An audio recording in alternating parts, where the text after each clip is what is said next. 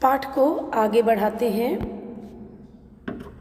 रास्ते में लेखिका ने बहुत कुछ ऐसा देखा जो उन्हें प्रकृति के अद्भुत सौंदर्य का परिचय दे रहा था।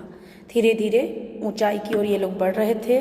बाजार और बस्तियां पीछे छूट रही थीं और परिदृश्य बदलती जा रही थी। अब नेपाली युवतियां और स्त्रियां दिख रही थीं, पुरुष दिख रहे थे छोटे कद काठी के। स्त्रियां स्वेटर बुनती हुई जा रही थीं और बहादुर नेपाली पीठ पर भारी भरकम कार्टून ढोते हुए धीरे धीरे ओझल हो रहे थे, क्योंकि जीप में जा रही थी लेखिका। जीप आगे बढ़ रही थी और नीचे देखने पर घाटियां जो हैं वो ताश के घड़ों की तरह छोटी छोटी दिखाई देती थी। हिमालय भी अब छोटी छोटी पहाड़ियों के रूप में नहीं, बल्कि अपने विशाल रूप में, अपने विशाल रूप और वैभव के साथ लेखिका के सामने था। और लेखिका कहती हैं कि न जाने कितने दर्शकों, यात्रियों और तीर्थाटनियों का काम्य हिमालय, काम्य जिसकी कामना की जाए, काम्य अर्थात जिसकी कामना की जाए, इच्छित, अभिप्सित बढ़ रही थी। देखते देखते रास्ते वीरान और सक्रिय हो रहे थे। पहाड़ी रास्ते छोटे होते हैं, कम चौड़े होते हैं और घुमावदार होते हैं, बिल्कुल जलेबी की तरह। लेखिका ने एक सुंदर विशेषण का यहाँ प्रयोग किया है। हिमालय बड़ा होते होते विशालकाय होने लगा था। बादल अब गहराने लगे थे और ऐसा लगता था जैसे बादल जो हैं वो पाताल को छूने लगे हैं। वादियाँ अर्थात घाटियाँ चौड़ी हो रही थी और बीच बीच में जादुई फूल खिले हुए थे। रंग बिरंगे फूल प्रकृति को जादुई बना रहे थे और ऐसा लग रहा था जैसे फूल मुस्कुरा रहे हों। पर्वतों के बीच और घाटियों के ऊपर बने सकरे रास्तों पर चलते हुए ऐसा लग रहा था मानो किसी हरी भरी गुफा के अंदर जीप आगे बढ़ रही हो।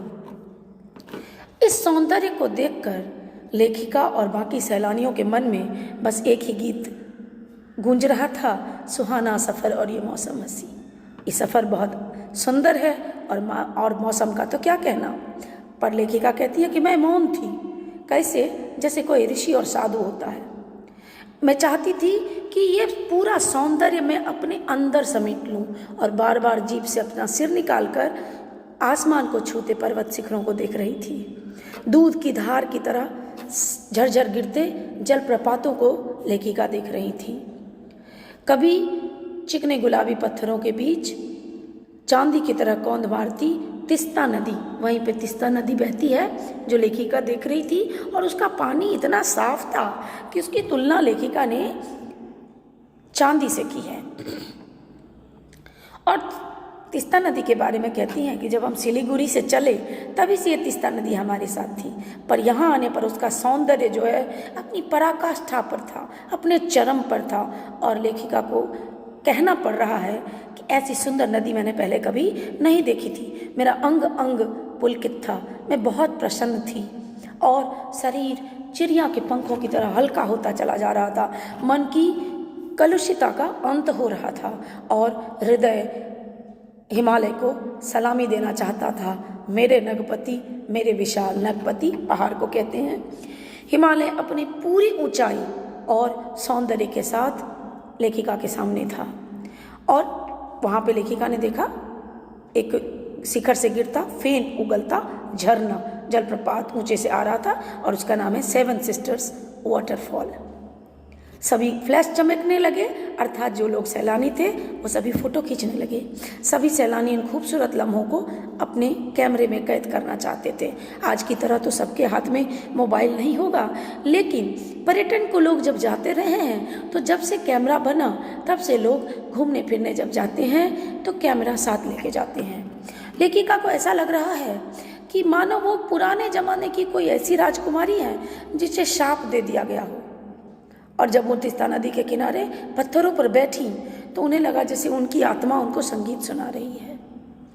और जब लेखिका ने अपने पैर तिस्ता की धारा में भिगोए तो उनका मन रोमांचित हो गया, मानो मन भी भीग गया और आत्मा काव्यमय हो गई। शब्द फूटने लगे। जीवन की अनंतता का प्रतीक जो ये झरना था, इसने लेखिका के अंदर जीवन की शक्ति का एहसास कराया। ऐसा लगा मानो लेखिका अपने देश और समय की सीमाओं से दूर धारा बनकर बह रही है। भीतर की सारी तामसिकताएं, बुरी प्रवृत्ति जो है वो तमोगुण से युक्त कुटिल भावनाएं जो हैं उनका अंत हो गया था, वासनाओं बुरी इच्छाओं का अंत हो गया था और निर्मल धारा में मन की कलुषिता मानो बह गई थी। लेखिका वहाँ से उठना नहीं चाहती थी, लेकिन बहुत देर तक बैठी नहीं रह सकती थी, इसलिए फिर वहाँ से उठी और आँखों में वही नज़ारे, आत्मा में वही सुख। कहीं हरे रंग का मोटा कालीन बिछा था तो कहीं हल्का पीलापन लिए हुए जो है घास फैली हुई थी, कहीं पलस्तर उखड़ी दीवार की तरह पथरीला, और देखते ही देखते परिदृश्य से सब छूमंतर मानो चुटकी बजाई और जादू स्पेल का अंध हो गया, जैसे किसी ने जादू की छड़ी घुमा दी हो।